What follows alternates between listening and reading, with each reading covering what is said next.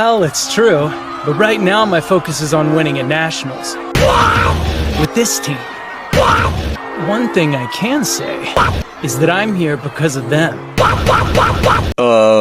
Okay, first of all, I genuinely have no idea how this hit 1 million views, but thanks for pulling me out of retirement. I figured that hitting such a big milestone out of nowhere means that you guys deserve something, so here you go, I whipped up a quick video. I'm sure you can think of at least one anime character who would have been cracked and one of the strongest people in their respective verse if they didn't manage to somehow die. And sometimes this really sucks because it can happen before a series can even begin. Obviously, I think we can all agree that the textbook example of somebody who fits that definition to a T is Shisui Uchiha, Ryosuke Kira from Blue Lock. I know that anybody who hasn't seen the anime is probably a little concerned that people are dying in what they thought was a regular soccer anime, so in case you aren't aware, Blue Lock is basically Squid Games, but the only game is soccer. Also, if you lose, you don't die, you only lose the chance to play for Japan. Loki kinda messed up, but have faith in Ego, he knows what he's doing. The guy's a pretty interesting character since even before the Blue Lock project, this guy was famous to begin with. His nickname was literally the Jewel of Japan. Obviously, people had high hopes for this guy. He pulls up to the Blue Lock project with Isagi, our main character, so naturally we can assume that he's gonna be relevant in some sort of way. Going by your usual shonen tropes, he'll probably be the main goalpost Isagi wants to surpass until they become full-fledged rivals. But we both know that's not how Blue Lock works. After Ego gives his dramatic speech about how he's gonna make the best striker in Japan, Kira's the first guy to tell him that total Blue Lock Island is a little dumb. Ego shuts him up and basically tells him that he's not dreaming enough and also calls the Japanese team bums, which makes him really mad, and he's probably gonna leave at this point, which is reasonable considering his circumstances. Isagi runs in, which all things considered is fair. He has nothing left to lose thanks to this bit. But Kira, he really has no reason to. After all, he's the Jewel of Japan, a future U18 rep. His team is going to nationals. He's their star player. He can get any girl he wants. There's literally no reason to. Kira runs in. We find out that in episode Nagi, even Reo thinks he's a bit of a threat, which only makes what's about to happen even sadder. Isagi and Kira get put on the same team. Everybody's assigned rankings. Isagi, our main character, is the second worst. Kira is the best, which is insane considering what we see later. I'll fast forward a bit, but to make a long story short, Isagi kicks the ball and Kira's career is basically done. His life is essentially over because of a game of tag. He drops the nice guy act pretty quickly, all things considered, and asks a really reasonable question, to which Ego responds by destroying him with facts and logic. Kira just loses it. Does this not look like the face of a guy who will come back with a gun? Wanna know what this guy's favorite anime is?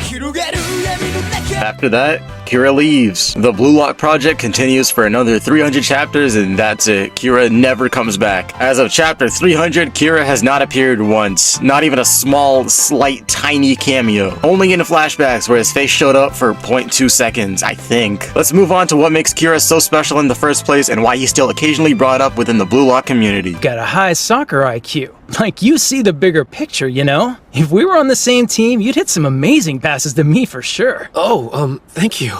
Did that actually just happen? Gay?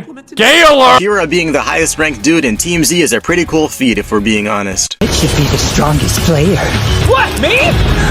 This means that during this exact point in time, he was better than Isagi, better than Kunigami, tighter than Shiguri and Bachira. Like, yeah, that was one specific point in time, and those guys all improved in their own special ways. I still think it's reasonable to assume that if, and this is a pretty big if, he survived that game of tag, he probably would have survived the second selection. Bachira didn't even get a huge improvement until the end of the second selection, and Kira was ranked higher than him. Plus, we don't even know what this guy's main weapon is. I rewatched the first episode, and all things considered, if you ignore the whole defeatist mentality thing, it's repeatedly implied that Kira is in fact a threat and a really good player. Whether or not he was better than Nagi, Reo, Zantetsu, and Baro is definitely up for debate, but I can see him dealing with the Wanama twins and Nico relatively easily. The guy has skill, that's what I'm trying to say. The degree to which that skill goes up to depends on you entirely. I just think he has potential as the literal Jewel of Japan and a U18 rep.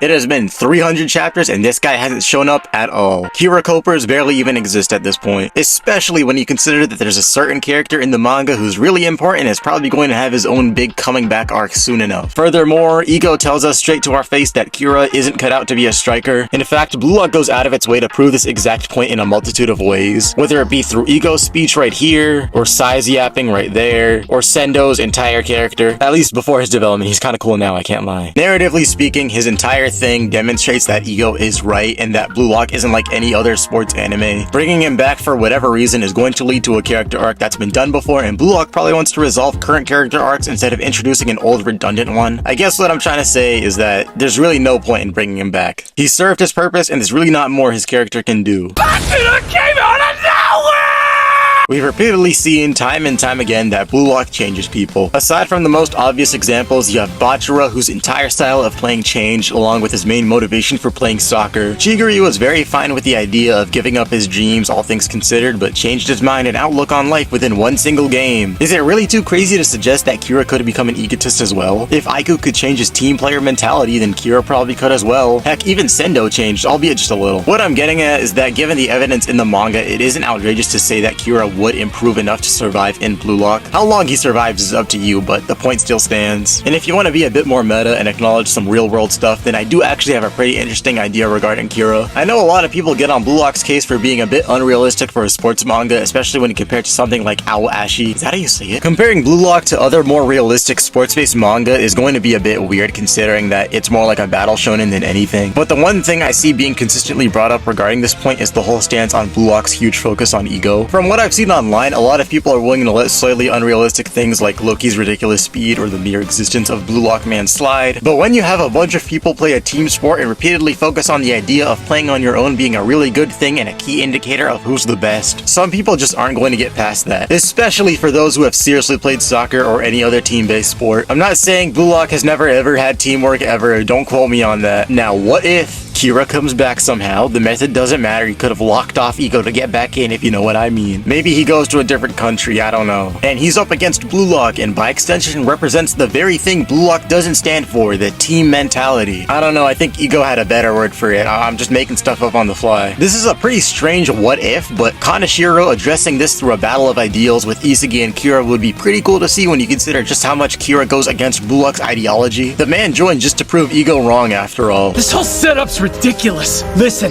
The reason I'm here is so I can prove he's delusional. These next couple of ideas are kind of lame, so I'll just breeze through them real quick. Idea number 2. Kira comes back through whatever soccer program and is now reborn into a super good player, except this probably isn't happening since this is a blatant repeat of a certain other player's character arc. Idea number 3. Kira does not come back to Blue Lock and instead is living a normal life and has some nice dialogue with Isagi. I don't know what they could talk about, but probably something cool. Maybe we get a repeat of what happens in this chapter. Idea number 4. He's the manager at McDonald's. Nah, I'm just kidding. Naruhai is the manager. Kira's just an employee. This script is getting kinda long, so I'll wrap it up with some quick Kira facts. Kira's favorite manga is Death Note, referencing his name and the fact that it's the nickname of Light Yagami. He received over 1,000 chocolates on Valentine's Day. His nickname is the Jewel of Japan. His main color is cream. And I thought Isagi's stinky green was bad. His motto is, I'm here because of all of you, which shows this guy is definitely in the wrong manga. Come back when you start calling people clowns for playing soccer with you. His strength is cheering people up and his weakness is that he can't understand the dark side of others. He has a fetish for ring fingers and he gets happy when he's— wait, what?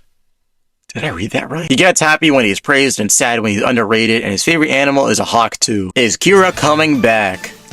I don't know. Make sure to like, sub, and comment, whatever. I really want to hear what you think would happen if Kira stayed, even if it's just the end of the first election. Do you think Kuon would have betrayed Team Z? Would Chigury have locked in? Who would have gone home, and why is it Naruhaya? Does Isagi improve at all, or does he rely too much on the only guy he knows, leading to him not discovering his weapon? Oh, and thanks for the 1 million views. I seriously don't deserve it, but obviously I've got to take this YouTube thing more seriously. Moral of the story, Kira is probably a serial killer. That name is just cursed, who has a fetish for ring fingers.